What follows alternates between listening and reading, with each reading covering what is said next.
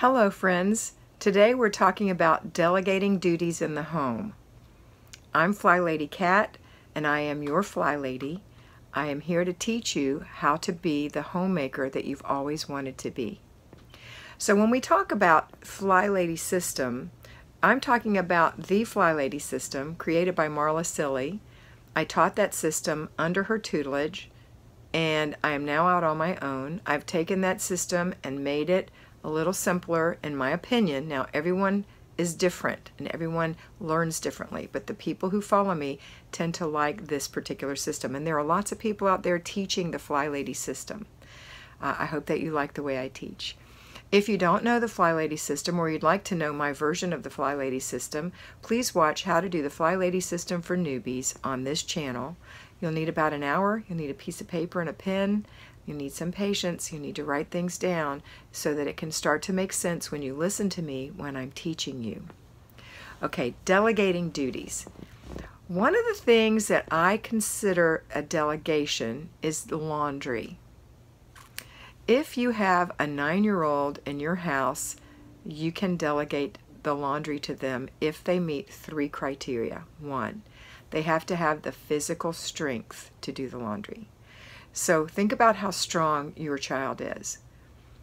The major muscle groups are being used, the gross motor skills that are involved. Does your child tumble around in the grass? Can your child ride a bike? Can your child ride a skateboard? Can your child do a cartwheel? And all those crazy things that a 9-year-old does, then they're strong enough to do the laundry. Number 2, does your child have fine motor skills? Does your child use a computer? Does your child know how to play Monopoly and move the men and roll the dice? Then they have the fine motor skills required to push a button on a washing machine or turn a knob. And finally, does your child have the mental capacity? Only you can determine that. If your child has the mental capacity, it means that they could totally wash a load of clothes. And you and I know we can do it with our eyes closed. It's simply putting the clothes in the machine, putting the detergent and the softener in the machine, and pushing the right button or turning the right knob and letting the machine do the work. Your kids aren't scrubbing clothes on a rock. Your kids are letting the machine doing the work, and they're old enough to run this particular machine. When the clothes are dry, when the clothes are washed, they put them in the dryer and repeat the similar process by running the dryer. Your job, with a 9-year-old especially, is to remind them to do it. Remind them to take them out of the washer and put them in the dryer. Remind them that the dryer just buzzed and it's time to get their clothes out. Remind them to fold them and put them away. And you're going to have to educate them. So when you go to delegate a duty, in this example, washing clothes, you're going to actually have an open mind about it yourself and a positive attitude. And you need to say to your child something similar to, oh my goodness, you're 9 years old. You are ready to wash clothes. You're old enough to wash clothes. When you're 16, you'll be old enough to drive a car, but this is one of the things you're old enough to do. You're old enough to wash clothes now. So let me show you how to wash clothes. But first, let's go to the store and buy the soap and the detergent and the softener that you like, that's good for your skin. Buy the kind that's going to work for you, and that'll be yours, and we'll mark it with a Sharpie pen, a permanent marker that this is your laundry soap. No one else is to use it. It's yours. Okay, and then you put them through the process. If you've waited until your child is 13 or 14 or 16 or 18, then you need to apologize and say, I'm so sorry I never taught you how to do this. This is something you should have been doing when you were 9 years old. It's so easy and it's such a good thing for you to do. I'm only going to ask you to do 2 things: to wash your own sheets and to wash your own clothes, and to fold them and put them away, or in the case of the sheets, just put them right back on the bed. And you have to show them how if you've never shown them before. How do you do that? But it doesn't take a lot of strength, and it doesn't take a lot of mental capacity, and it doesn't take a lot of fine motor skills. It just takes enough, and you'll know as a parent if your child has enough. Okay, so that's an example of delegating a duty. Your job is to make sure that you inspect what you expect, and I made a video on that yesterday. Inspect it to make sure that it's done. You can't expect a 9-year-old to do a load of laundry that you reminded them to do, and then you go off and do your thing, and then that night when you get ready for bed, you happen to walk by the washing machine and the lid's still closed or the door's still shut, and maybe you've instructed them to leave those open for it to dry, and you look inside and your 9-year-old child's clothes are in there, maybe even their sheets are in the washing machine, and it's time for them to put them on their bed. That is not your 9-year-old's fault. That is your job to expect what you inspect what you expect. In other words, to say, Jonathan, your clothes are ready to go in the dryer. I heard the buzzer buzz, or I set the timer. Go do it. Okay, that's your job. All right, let's talk about some other delegation.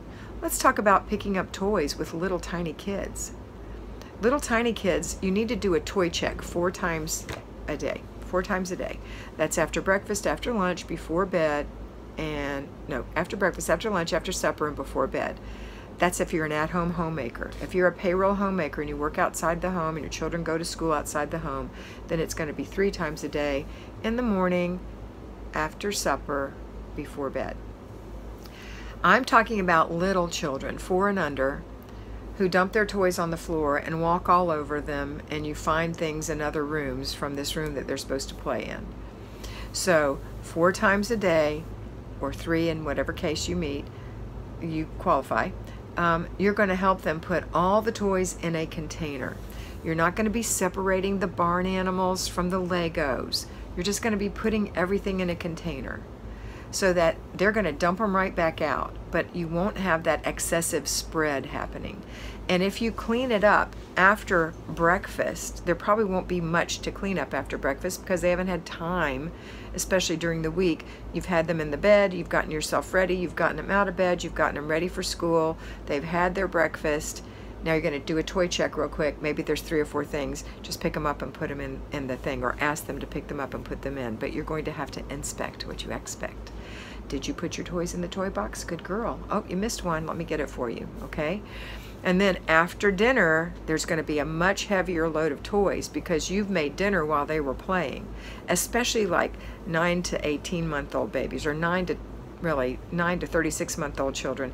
They're going to be dumping toys. That's part of their learning, is dumping, just dumping the toys and the texture of the toys and all that stuff. So after dinner, you're going to help put all the toys back in the container, but that little child, even 24 months, is going to be delegated the job to put some of their toys back in there. So you're starting early, teaching your children to put their toys away, and they're very happy to do that when they're little because it's exciting and mommy's helping them. Okay, so that's what you're doing. That's the beginning of delegation. On this final step on the toys, one more time, so after dinner, and then they're going to play some more, and then before bed will be pretty easy.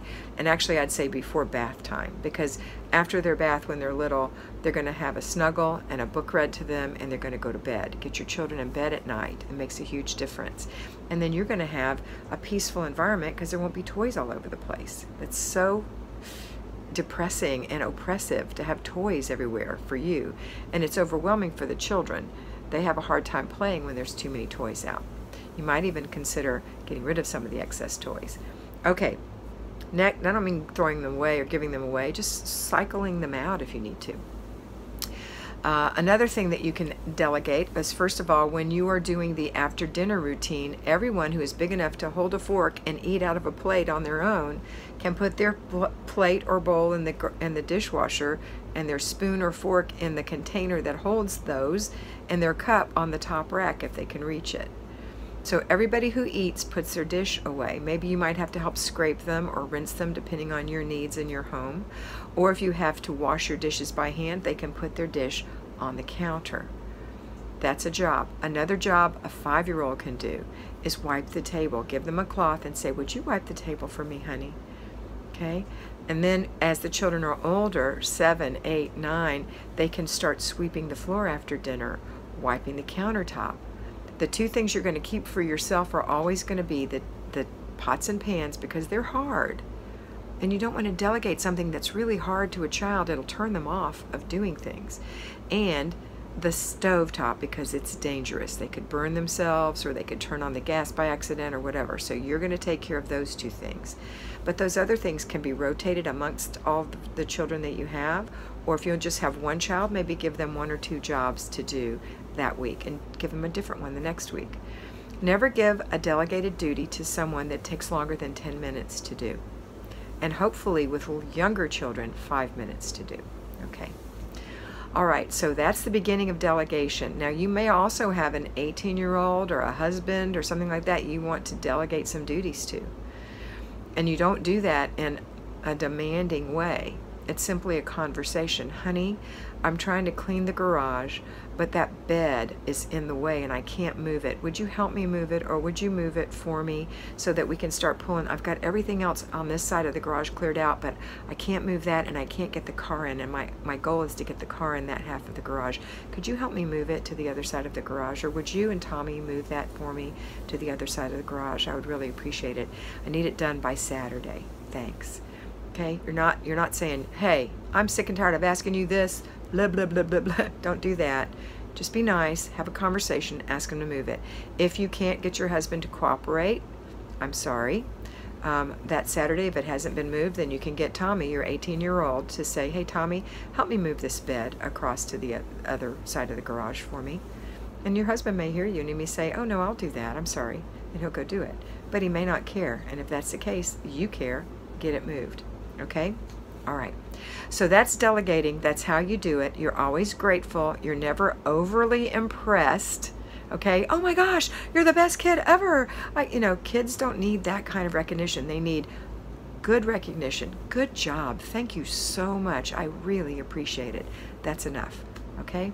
All right. I hope that you start delegating a couple of things. Don't over-delegate. And I want to say one last thing. If you don't have a handle on your house yet, especially just your routines yet, then you can't even begin to delegate things because it'll be too overwhelming to those other people. Until the house gets a little tidier and they see you actually doing this and making an effort to keep your house tidy, then you can't ask anyone else to do that too. Okay?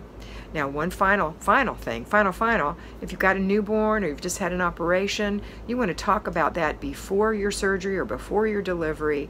Hey, I'm going to need some help afterwards, and here's the things I'd like you guys to do. And don't give them some elaborate, long, ridiculous thing. Give them some basic routines. Make dinner. I have them in the freezer. The instructions are on the bag. Or run and empty the dishwasher every day. Just something that's normal, not something that's like strip the beds and vacuum the floors, and don't do that to them. Okay, that's it for today. I hope you have a wonderful day. I hope this makes sense to you, and I hope that you always remember to be beautiful, because you are beautiful.